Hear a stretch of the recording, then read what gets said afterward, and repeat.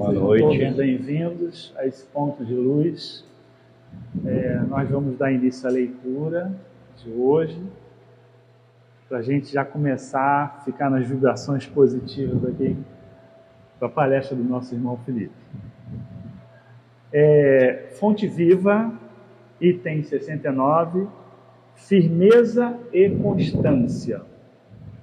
Portanto, meus amados irmãos, sede firmes e constantes, sempre abundantes na obra do Senhor, sabendo que o vosso trabalho não é vão. Paulo, primeira carta aos Coríntios, 15, 58. Muita gente acredita que abraçar a fé será confiar-se ao êxtase improdutivo. A pretexto de garantir a iluminação da alma, muitos corações fogem à luta, trancando-se entre as quatro paredes do santuário doméstico, entre vigílias de adoração e pensamentos profundos acerca dos mistérios divinos, esquecendo-se de que todo o conjunto da vida é criação universal de Deus. Fé representa visão. Visão é conhecimento e capacidade de auxiliar. Quem penetrou a terra espiritual da verdade encontrou o trabalho por graça maior. O Senhor e os discípulos não viveram apenas na contemplação.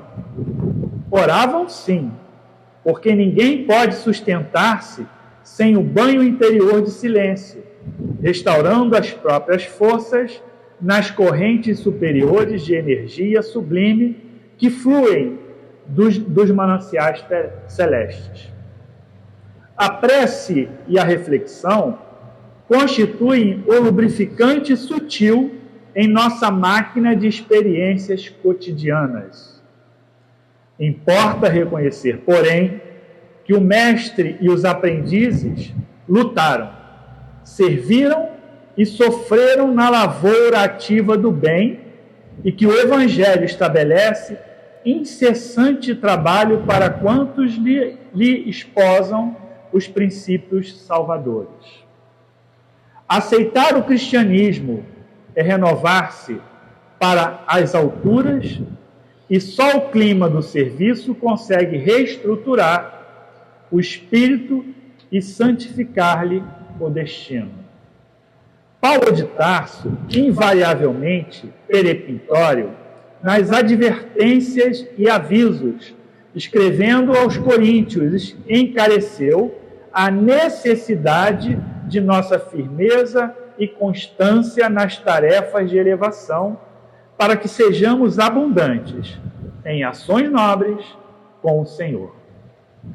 Agir ajudando, criar alegria, concórdia e esperanças, abrir novos horizontes ao conhecimento superior e melhorar a vida onde estivermos, é o apostolado de quantos se devotaram à Boa Nova.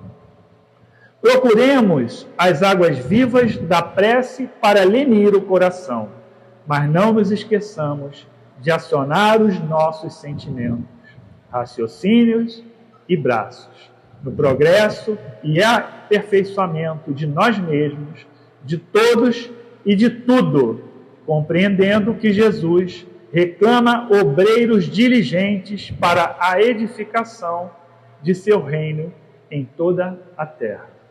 Graças a Deus. Graças a Deus. Amado Mestre Jesus, obrigado por mais esta noite em que aqui estamos para ouvir as suas palavras. Agradecendo essa oportunidade, agradecendo aos espíritos amigos, aos mentores da casa, aos nossos irmãos aqui desencarnados, e que possamos nós aurir essas benesses desse bálsamo que recai sobre todos nós.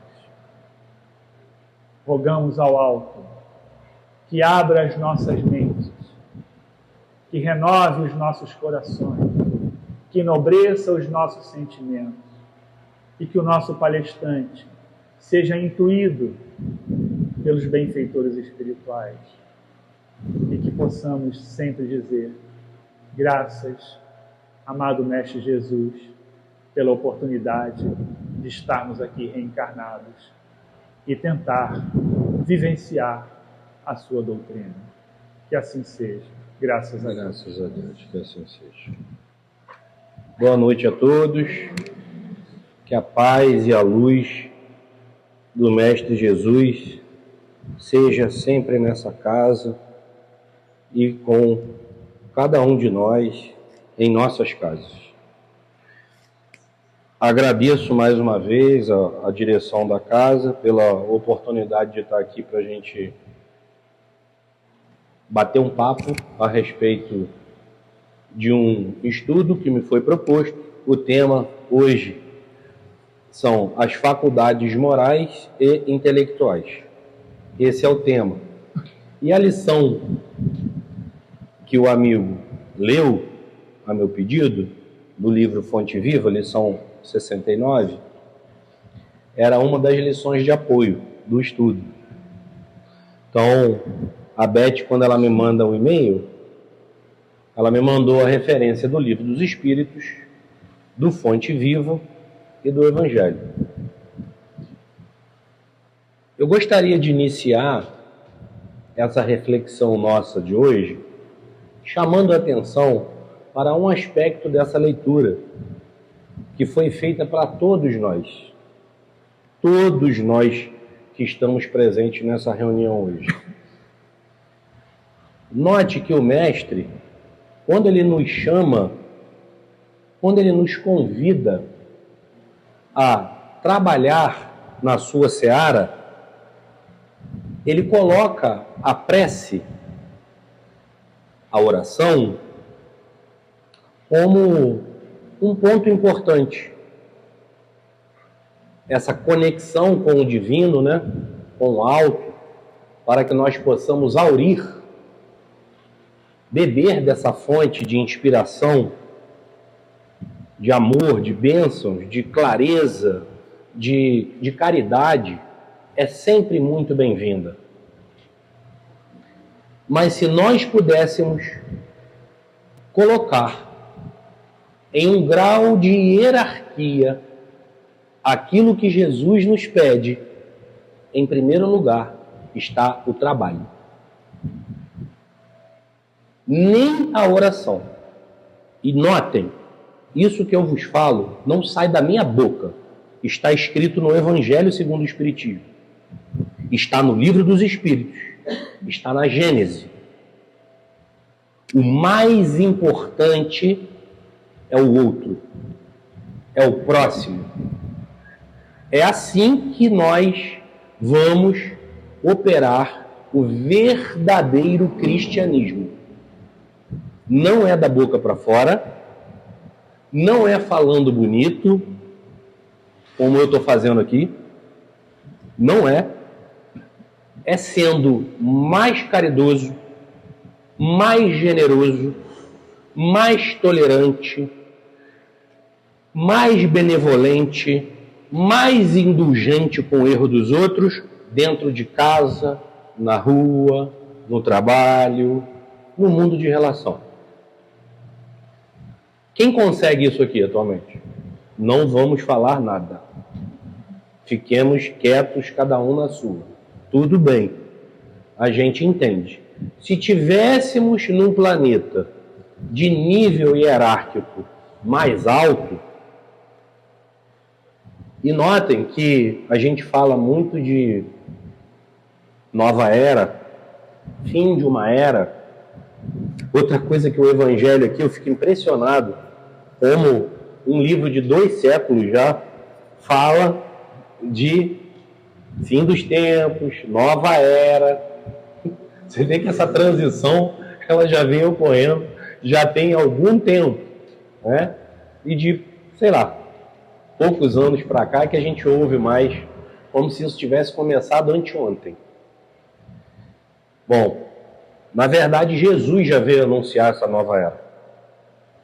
Ele veio dar o pontapé inicial para essa transformação. Através disso que eu estou falando aqui. Eu comecei a construir um raciocínio que eu espero que no final seja claro e fique claro para todos os que estão aqui presentes como foi. Você percebeu que eu cheguei aqui e eu estava com o computador aberto, né? Mas não vai ser nada daquilo ali. Normalmente acontece isso, né? Não vai ser nada daquilo ali. Já foi pro Beleléu, já guardei na mochila. Bom, então, a gente tem, por princípio maior, a lei de caridade, que Kardec traz para a gente aquele slogan: fora da caridade não há salvação. E eu gostaria de começar aqui contando para vocês como que aconteceu, como que surgiu para a gente, sociedade ocidental, essa frase: fora da caridade não há salvação. Vou contar a história de como foi cunhada esta frase. Lá no século XIX, meados de 1800 para o final, Allan Kardec, então, desenvolvendo aquela pesquisa dele toda, para começar a escrever e deixar catalogado para a gente toda a base doutrinária da filosofia espírita, reúne já 4 obras e já tinha outros trabalhos, porque começou a receber coisas de várias partes do mundo, né, que se interessaram pelo tema.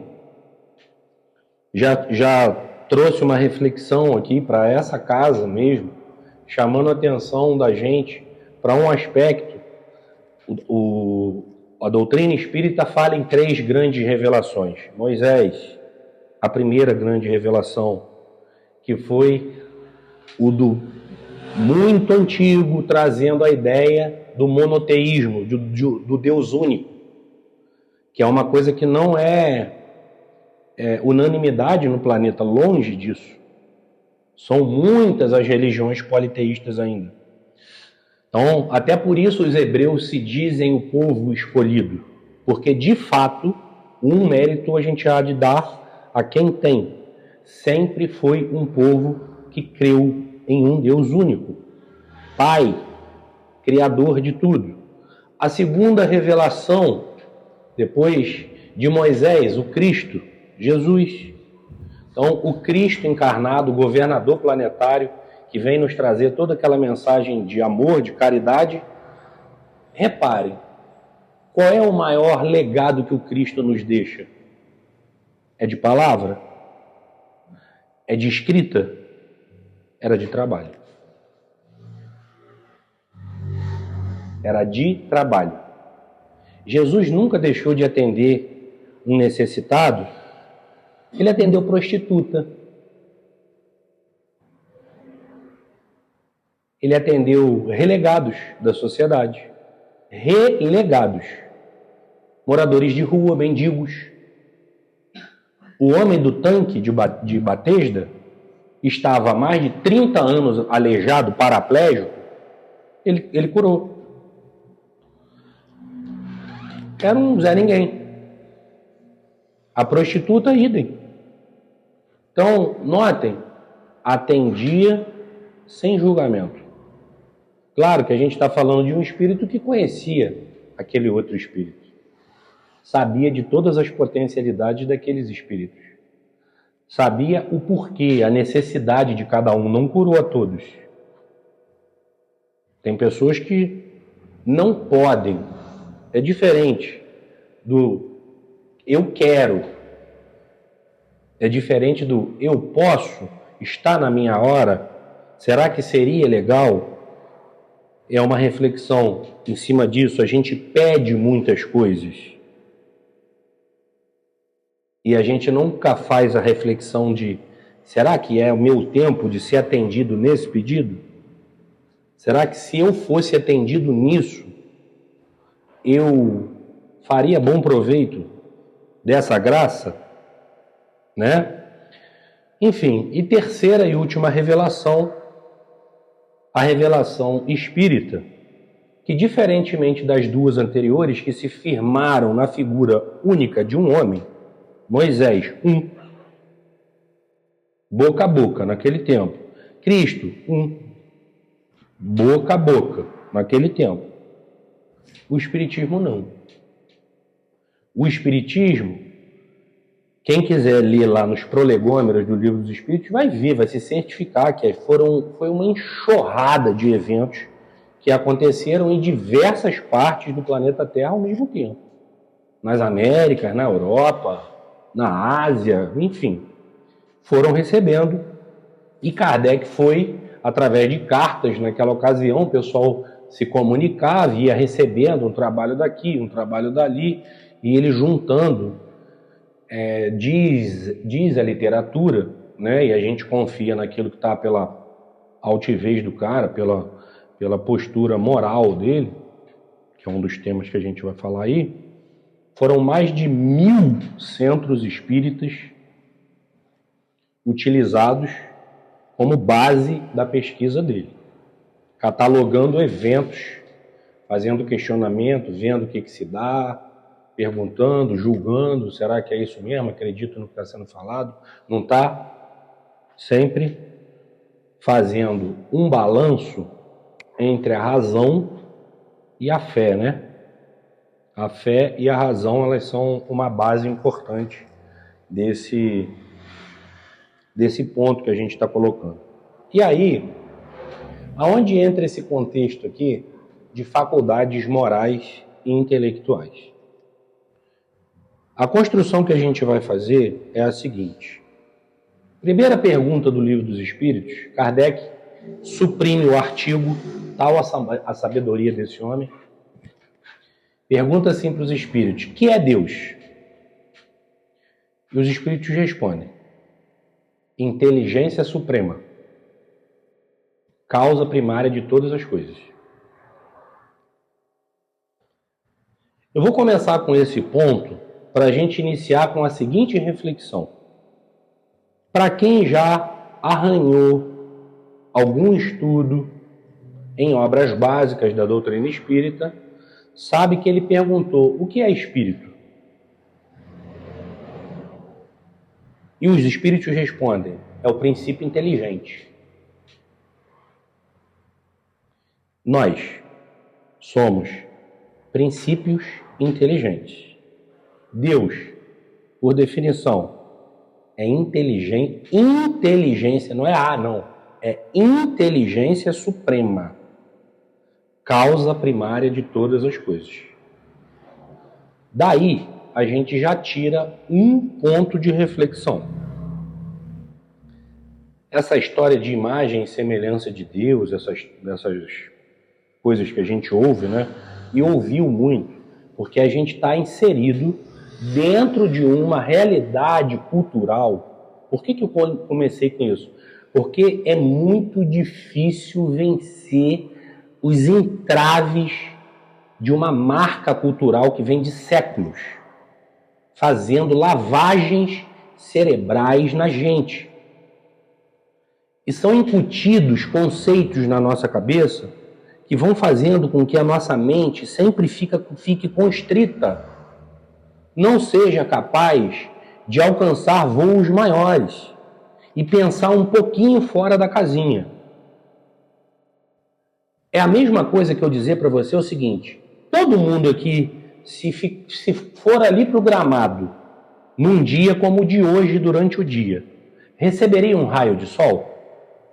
Sim. Se alguém dissesse para você, poxa, você é um sol. Você é um sol? Você não é nem uma fração dele. É esse o exemplo que eu quero dar. Note, Deus, ele se faz presente em cada um de nós? Sim. É óbvio, nós somos criaturas. Ele é criador. Assim como o sol ilumina todos nós. Mas isso não quer dizer que nós somos pedacinhos do sol. O sol é ele. O sol está lá. mandando o raio solar para a gente. O fato dele nos iluminar, nós percebermos o seu calor, a sua luminosidade, a sua temperatura, não quer dizer que nós sejamos o sol. Então, dentro do Evangelho segundo o Espiritismo, é trazido para a gente, na parte bem inicial dessa obra, a importância da oração, da prece. E é por isso que eu comecei com essa construção de pensamento. A importância da oração, da adoração, é para que a gente se coloque no nosso lugar. Nós precisamos sempre ser colocados no nosso lugar. Porque na maioria das vezes nós nos julgamos muito maiores do que somos na verdade.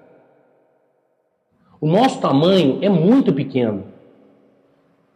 Nós somos muito rasteiros, moral e intelectualmente.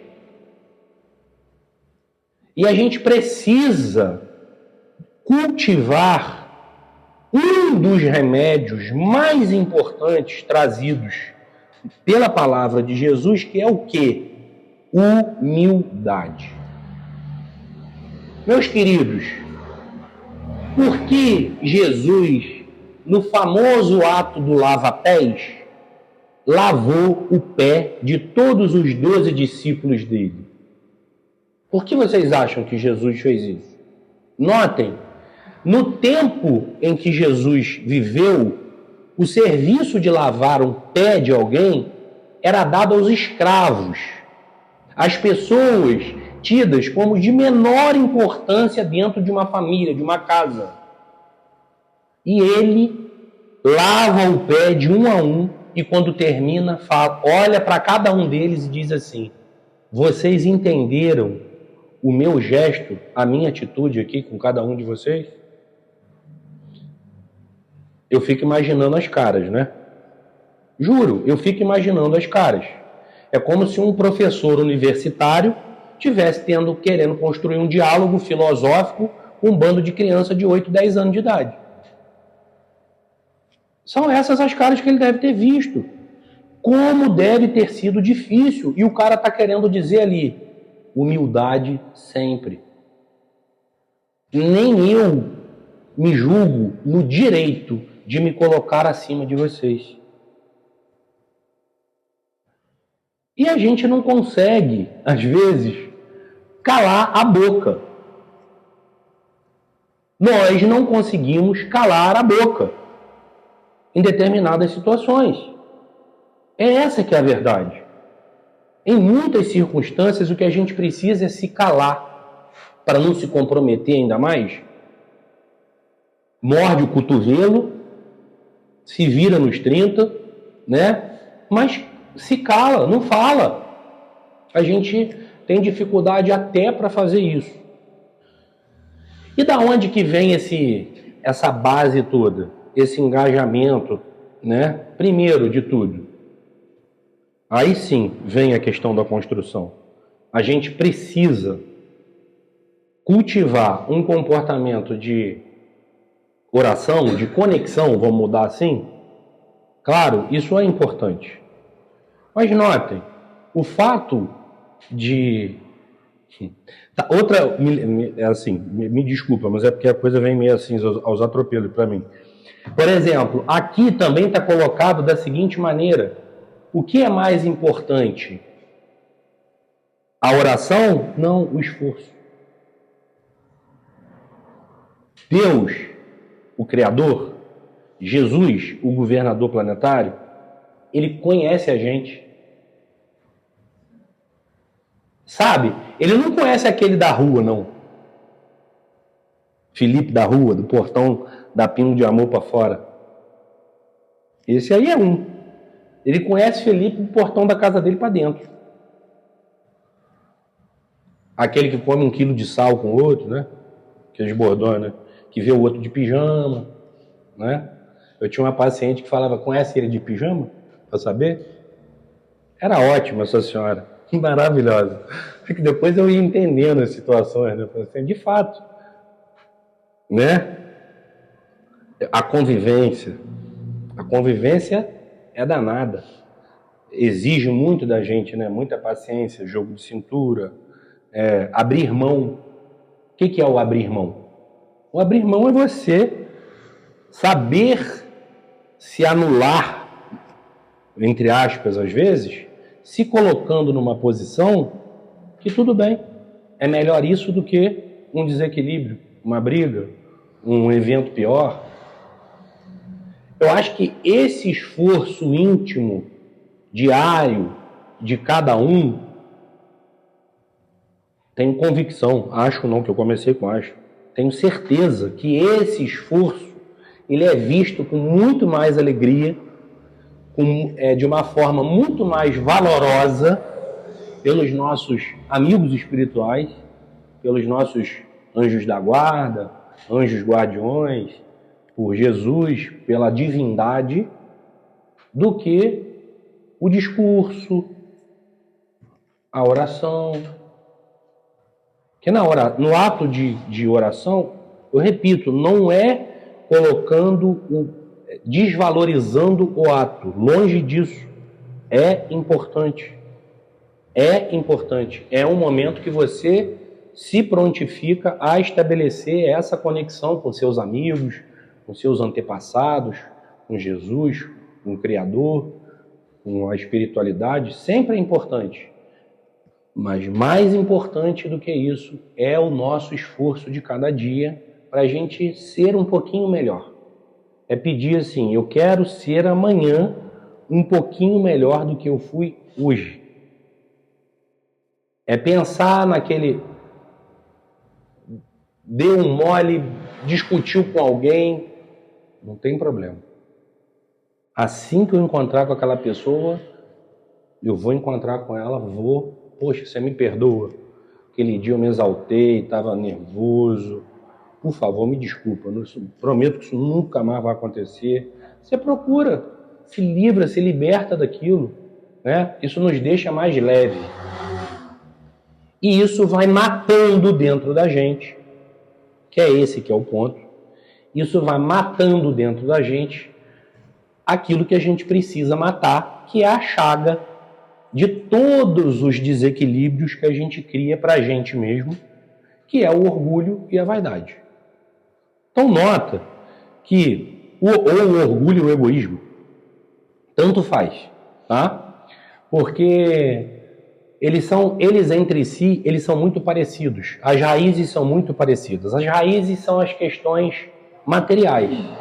As raízes, como os orientais falam muito em ego. O que é o ego? O ego é a personalidade. Então, eu não sou o Felipe, eu estou o Felipe. Então, o meu ego no momento é Felipe. O dela é Ângela. Cada um com o seu ego.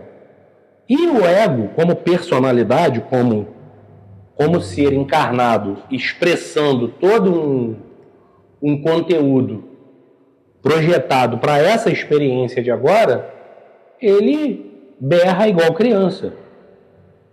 O ego, ele só reconhece o que é dele. Ele quer tudo para ele. É o tempo inteiro isso. Você pode reparar nas atitudes agora. Não somos todos iguais. Tem gente que quer um pouquinho menos. Pessoas que já têm uma personalidade, um ego um pouco menos exacerbado, menos inflado, vocês acham que isso acontece por quê? Porque a gente vê crianças. Hoje em dia você bota num aplicativo, você vê videozinho toda hora. Meu Deus, tem criança que se tirar dela, ela... dando show. A outra pega, se botar 2 para ela, ela olha para aquilo, vê o outro chorando, ela pega e vai lá. Porque não quer ver o outro chorando, divide.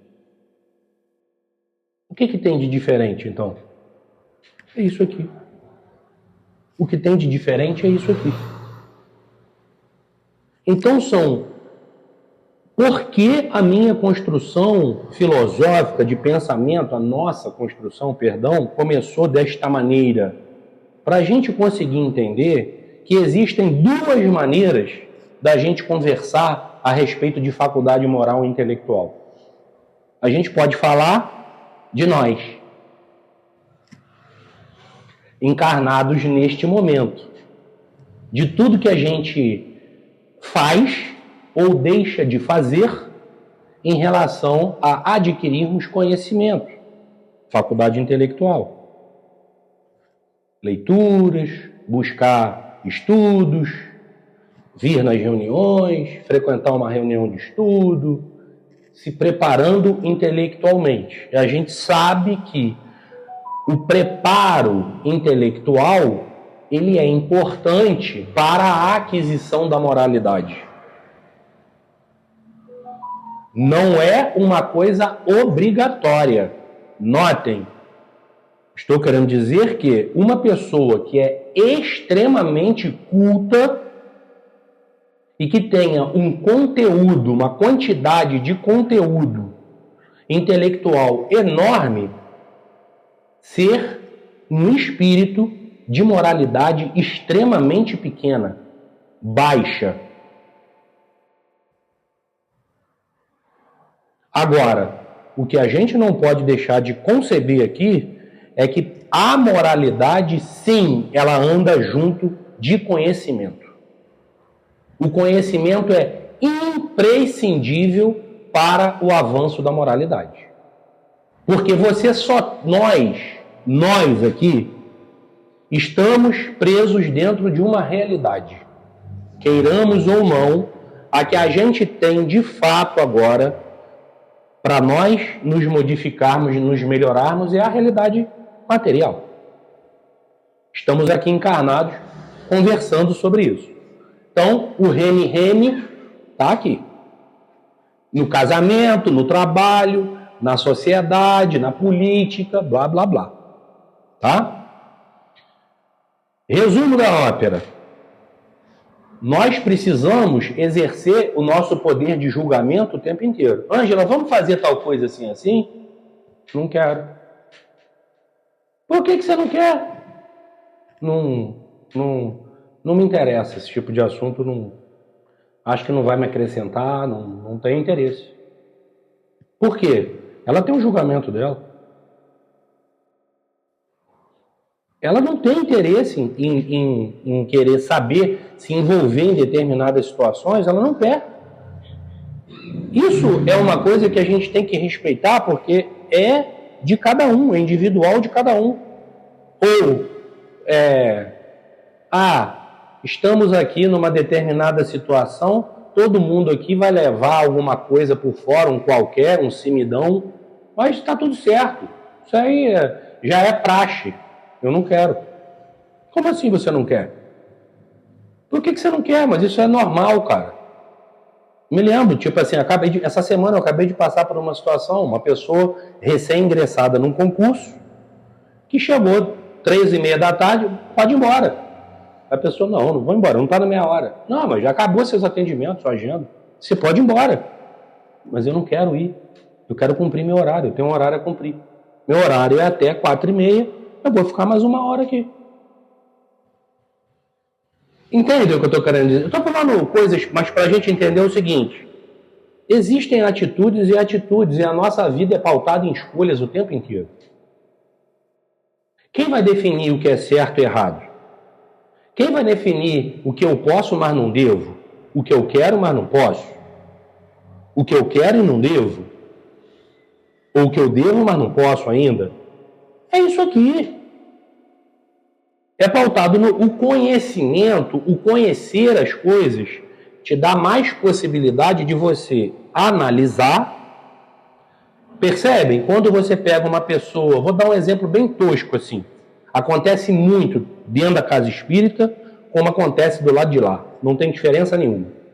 Nenhuma. É espírita julgando evangélico e evangélico julgando espírita. Isso é de matar para mim. Juro, é uma coisa que me dá náusea ter que aturar isso dentro de casa espírita até hoje. Em pleno século XXI. Me perdoa os irmãos evangélicos. Quando começa assim, eu já estou assim, misericórdia, não é possível. Vou ouvir isso de novo. E de lá a mesma coisa. Agora, você chama o cidadão, e pergunta o cidadão se ele já leu alguma coisa sobre filosofia protestante. Se ele conhece a história de Martim Lutero. Se ele conhece a história do protestantismo. Por que o protestante ele interpreta a Bíblia ipsis literis? Porque Lutero era assim.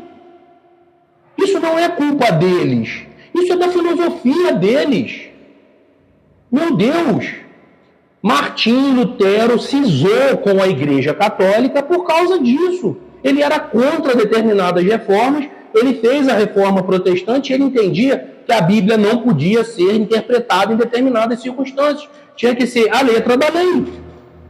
Então quem está lá segue exatamente essa filosofia. Não cabe julgamento a nós. A gente não tem que julgar esse tipo de gente, esse tipo de postura, esse tipo de escolha. Isso não nos cabe. Isso é prepotência nossa. Da mesma maneira como a gente encontra irmãos de outras filosofias querendo dizer coisas que são verdadeiras aberrações a respeito da filosofia que a gente frequenta, sem conhecer absolutamente nada. Falam coisas como se fosse a mais profunda verdade, e quando você começa a querer argumentar, não, mas eu ouvi dizer, aí você já faz assim, tá bom. Eu ouvi dizer, para mim o assunto encerrou. Eu não converso mais, eu entendi. Então, a construção da moralidade, ela é pautada numa base de entendimento que a gente só vai adquirir através da leitura. O Espiritismo se propõe a trazer conceitos para a gente muito profundos. Kardec, por exemplo, constrói um pensamento fortíssimo,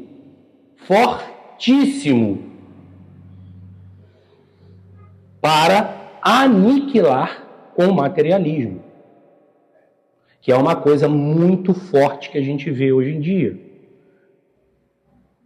Então, quando a gente se depara com índices gravíssimos de adoecimento do segmento mental, por exemplo, muitos transtornos mentais no tempo atual, em especial entre jovens, a gente vai fazendo um panorama dentro da realidade social que a gente está. A gente avalia desde as casas pequenininhas, que eu sou da Luiz Gonzaga, que também, como Ângela, é pequenininha. Quantos jovens a gente vê lá nas reuniões? Não tem. Há um distanciamento, há uma certa resistência, há uma mudança dentro desse paradigma social que faz com que isso não seja construído, não seja levado para essa classe, para esse público da nossa sociedade. E o materialismo, ele pauta toda a significância da nossa existência em cima de coisas transitórias. Como diz a brilhante professora Lúcia Helena Galvão, de filosofia, professora da UNB, ela fala assim, se você imagina que você tenha na sua casa uma poltrona, uma cadeira linda, é uma cadeira que você tem uma estima enorme, porque foi a cadeira do seu avô passou para o seu pai, do seu pai passou para você, então a cadeira vem sendo reformada, ela é de uma madeira bacana, certo e tal, e é uma coisa bacana. Você pode ter toda a estima, carinho, zelo por aquele objeto, mas você não pode ser aquele objeto. Porque se um dia aquele objeto quebrar ou tirarem aquele objeto de você, a sua vida vai embora junto. Porque vários aspectos da sua significância estão embasados, estão pautados num objeto. Estou colocando, muita gente se baseia na beleza. Quem aqui é bonito a vida inteira? É só a gente ver aí os lindos, maravilhosos da nossa geração. Como eram e como estão. Não tem tudo no mundo das formas, porque a gente está preso ao mundo das formas. É o mundo material. Como diz Platão, no mundo das formas, tudo é transitório. Tudo é impermanente.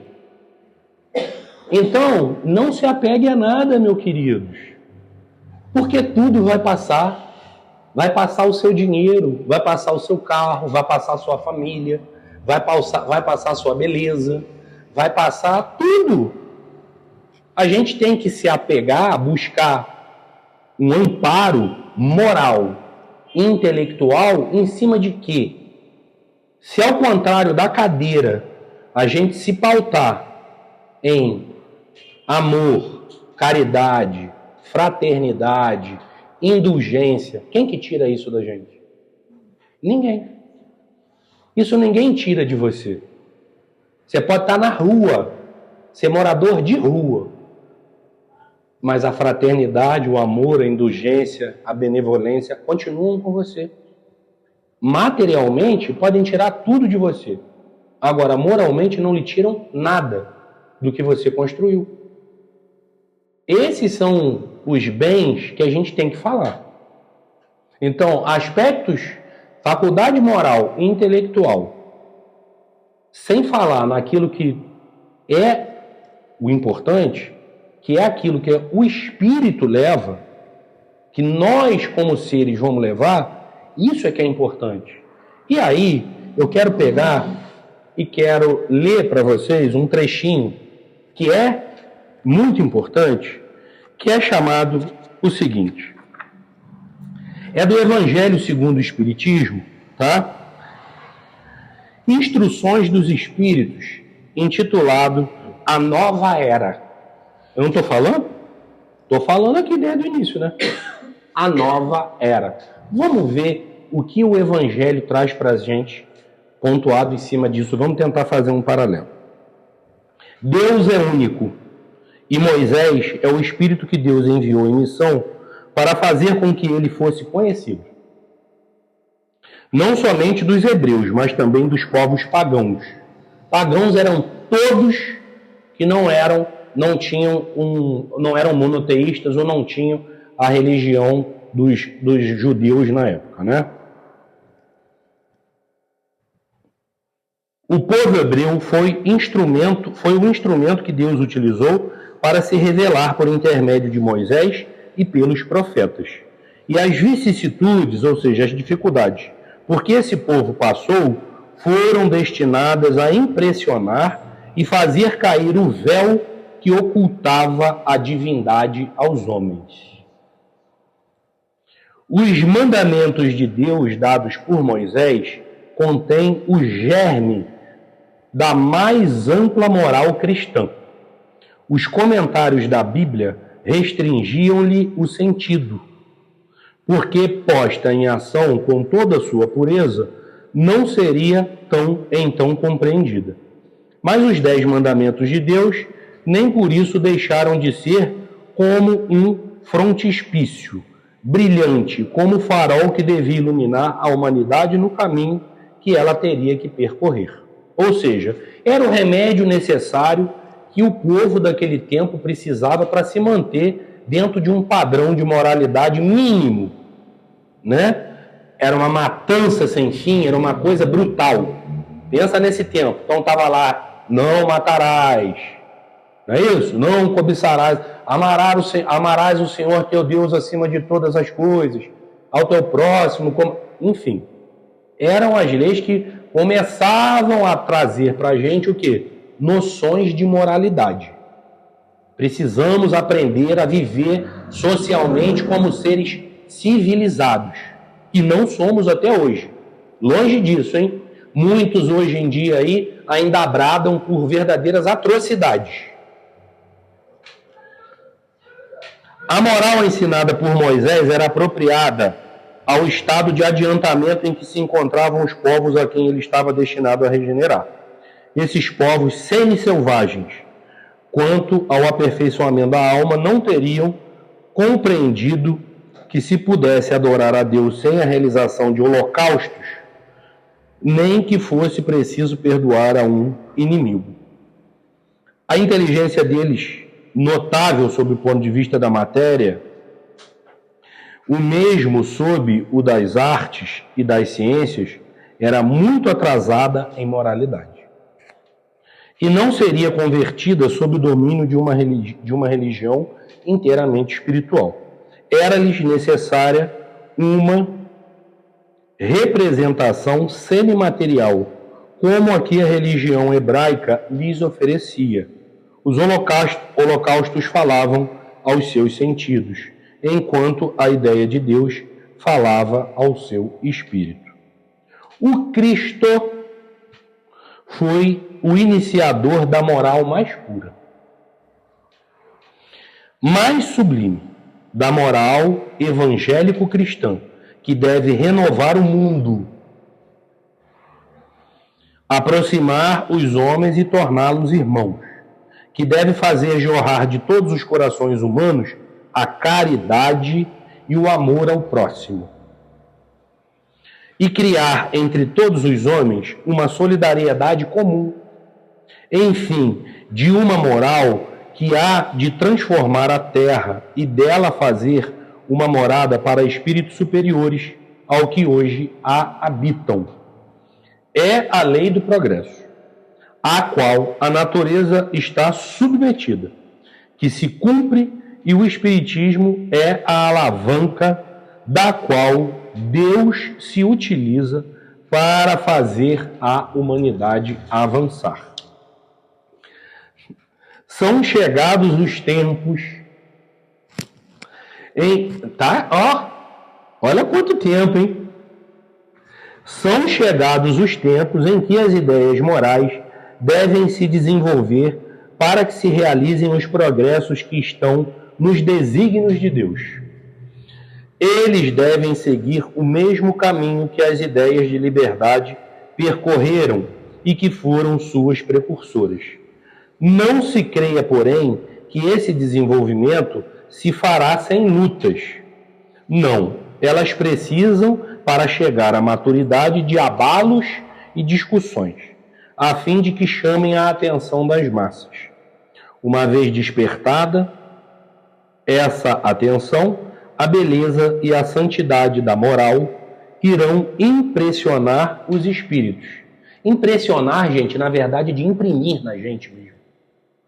Não está falando de impressionar como um mágico impressiona a plateia, não. Está falando aqui impressionar de imprimir no nosso espírito algo realmente regenerador, que marque a gente, faça assim, não aguento mais, chega de sofrer, chega de tanta mazela, isso precisa melhorar, o mundo precisa melhorar.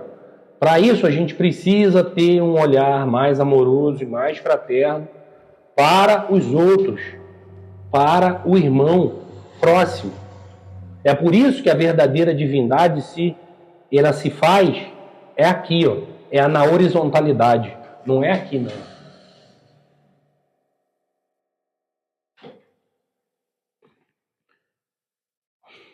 A revolução que se prepara é antes moral do que material.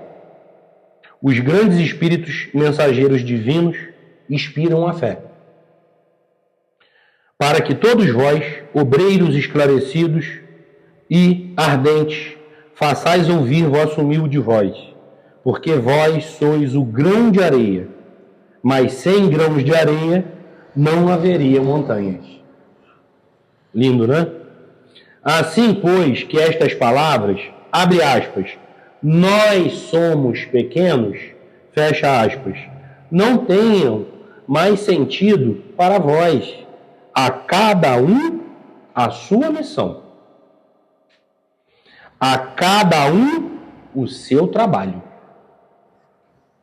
A formiga não constrói o seu formigueiro e animaizinhos insignificantes não erguem continentes? A nova cruzada começou.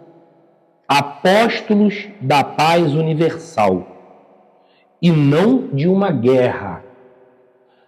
Modernos São Bernardos, olhai e marchai para a frente. A lei dos mundos é a lei do progresso. Graças a esse Deus né, criador de tudo, inteligência suprema do universo, nós estamos regidos por essa lei universal que nos impele, não é escolha aqui, nos impele ao progresso. Percebam, é da lei. Isso pode acontecer de forma espontânea, como pode acontecer de forma forçada e por vezes muito dolorida. Mas é da lei. E aqui nós vamos colocar o seguinte: a questão do dolorimento, das dificuldades, das vicissitudes que cada um enfrenta, elas não são castigos desse Deus, em hipótese nenhuma. Porque o Deus que essa filosofia aqui traz para a gente não é Deus vingativo para castigar ninguém. Ele imprime, como foi colocado aqui, nas nossas consciências a sua lei. Não é à toa que de todos os tempos, desde o homem da caverna, a gente cultua alguma coisa maior do que nós. Reparem, desde que mundo é mundo, o ser humano, nas mais diversas filosofias religiosas que existem por aí, cultua alguma coisa maior que ele. É porque essa lei já está impressa lá no nosso mais íntimo. E quando a gente toma qualquer tipo de decisão, faz qualquer tipo de escolha que afronte não o seu desejo, porque note, se você for para a sacada de um prédio e disser assim, eu vou pular, Deus não vai se materializar e segurar seu pé. Você vai pular. Só que se você fizer isso, impulsionada ou impulsionado por um pensamento, por um desejo, por uma vontade, se autoflagelando, se autolesando, você vai literalmente de encontro a essa lei que está impressa na sua consciência. Portanto, a dor que a gente experimenta não é a dor da ira de Deus. É o fruto da árvore que nós mesmos cultivamos. Ou nessa vida, ou em outra. E se a gente... E que a gente tenha a certeza no nosso íntimo mais profundo que aqui no Evangelho e na Gênese é trazido Deus é soberanamente justo e bom. Como você pode conceber filosoficamente algo que a gente não consegue nem imaginar, algo que é soberanamente e infinitamente justo e bom, causando mal para alguém? Ou para uma pessoa? Aonde estaria a justiça nisso? Aonde residiria a bondade nisso? Então, quando a gente questiona, ou é questionado por alguém, e aí a gente tem que saber o momento da caridade também. Por que eu estou passando por isso? O que eu fiz para merecer isso? E a gente ouve muito. Eu, então, Nossa Senhora, como ouço? Dependendo de quem você esteja falando, eu não vou faltar com a caridade com ninguém. Eu não vou ser um trator que vai passar em cima da pessoa. Eu não vou. Mas você pode responder de outra maneira. Chegar e falar, ô minha irmã, você confia em Deus? Deus sabe de todas as coisas. Olha, não há mal que para sempre dure, nem bem que nunca se acabe. Tudo passa. Isso vai passar. Essa dor que você está enfrentando, eu converso muito com a minha irmã. Eu falo, eu estou falando por mim, né? A gente não sabe o que é karma. A gente não sabe o que é karma. A gente reclama, dos nossos pontos, eu não sei o que é. Eu não sei o que é sair para trabalhar, voltar do trabalho e não ter mais nada. Como eu vi no 12 de janeiro de 2011, um entregador do Ceasa que desceu com um caminhão para ir, quando voltou não tinha mais nada. Tinha desabado a casa dele com toda a família dele dentro. A gente não sabe o que é karma, gente. Não sabe. Para pensar. Pessoas que perdem filhos, no plural. No plural. Família inteira, numa queda de avião, num acidente.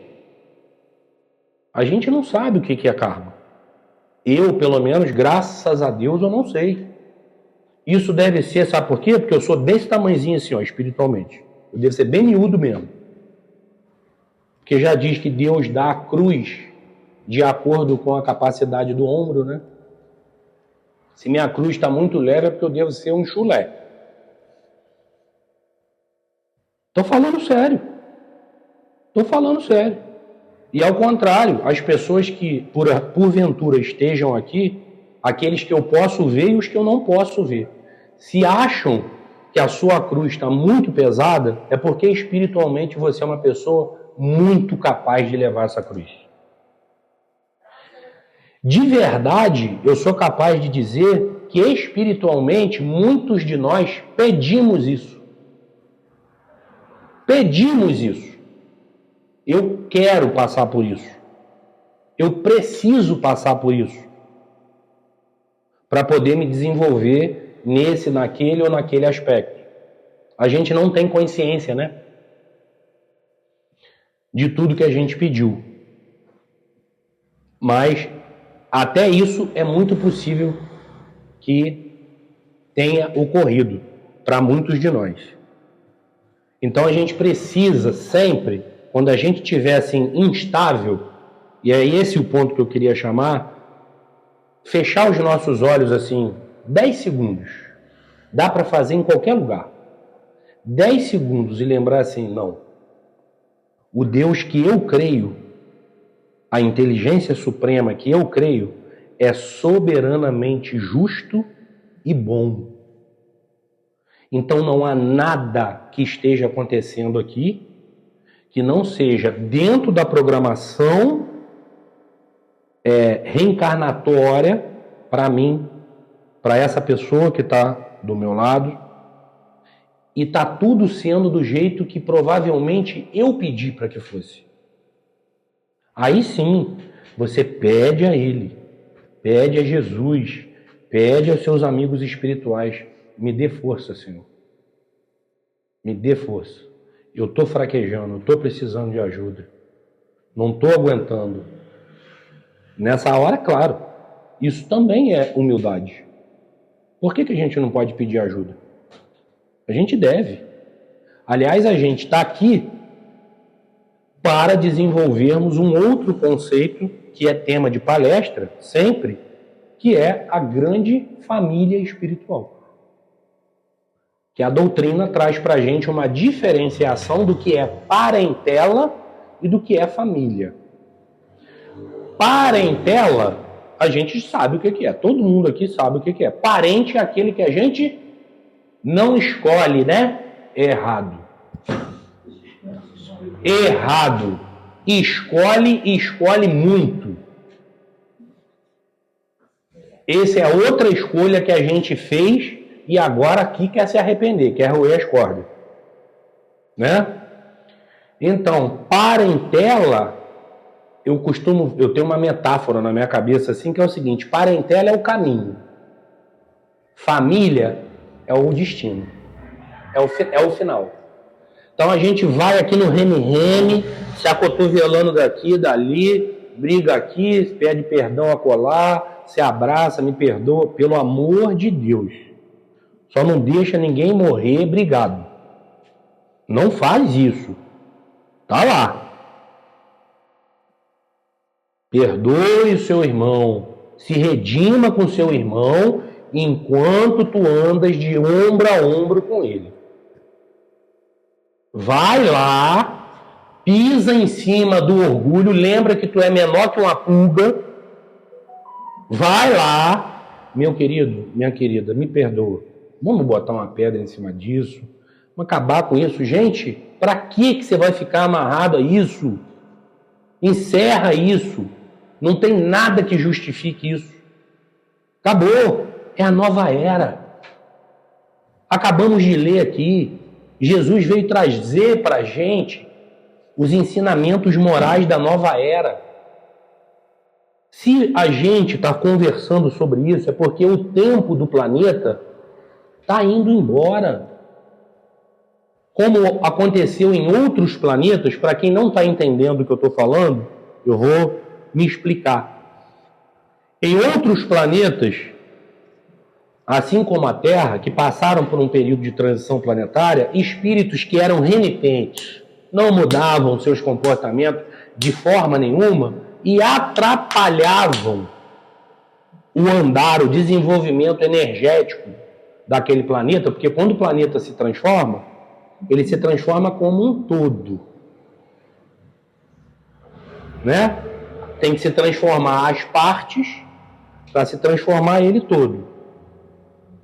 Um monte de célula tumoral lá, querendo crescer para detonar. O que a espiritualidade maior faz? Ó, sinto muito, mas para vocês não dá mais.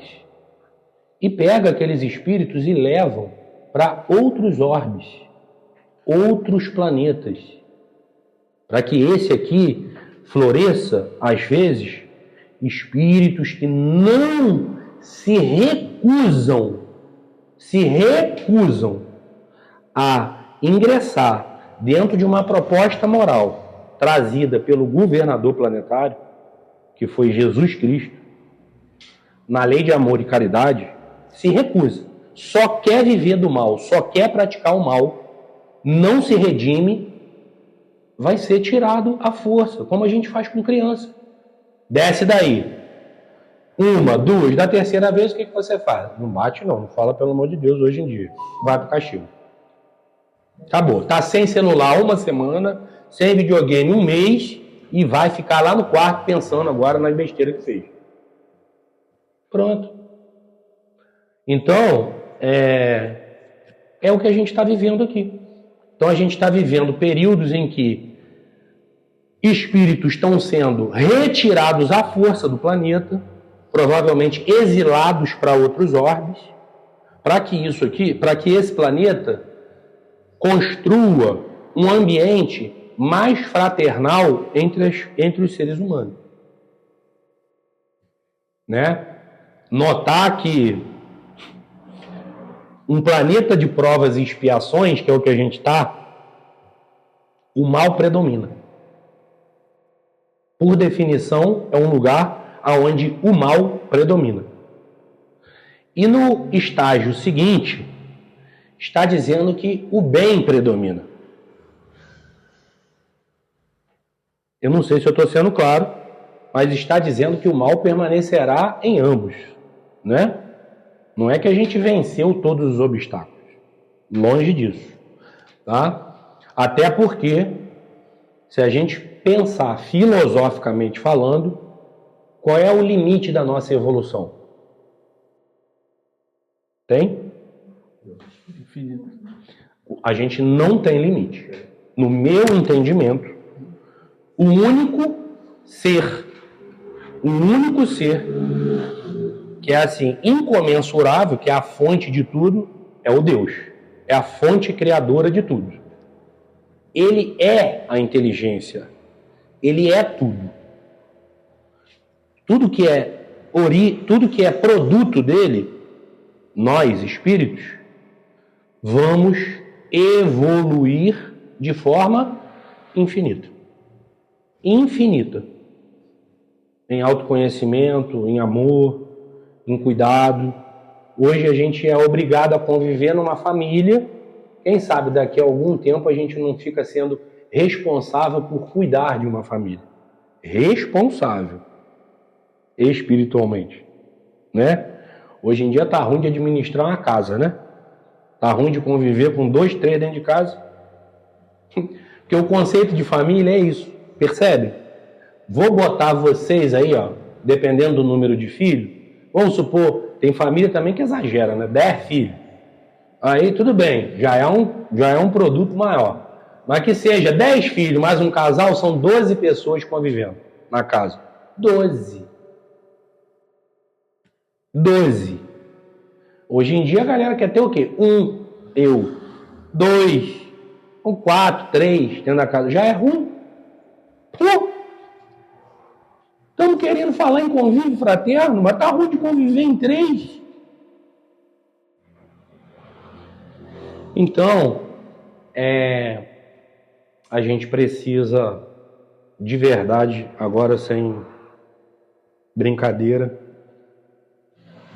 entender isso, né? Levar isso em nossos corações, que a gente precisa, de fato, amadurecer esses conceitos aí morais, evolutivos, para que a gente se torne, num futuro o mais próximo possível, uma grande família espiritual, mais fraterna, mais respeitosa, mais tolerante, mais indulgente, para que a gente tenha um planeta mais equilibrado, mais ameno, sem tanta desgraça, tanto desequilíbrio como a gente ainda vê, produto de quem aqui habita ainda, nós, no caso.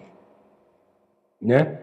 Então, que a paz de Jesus e a sua luz permaneça sempre conosco. Abençoe a todos que estão aqui presentes nesse momento, que a gente possa levar essas verdades de nossos espíritos e nossos corações para nossas casas e para o nosso dia a dia. Graças a Deus. Graças a Deus. Agora a gente vai para a segunda parte.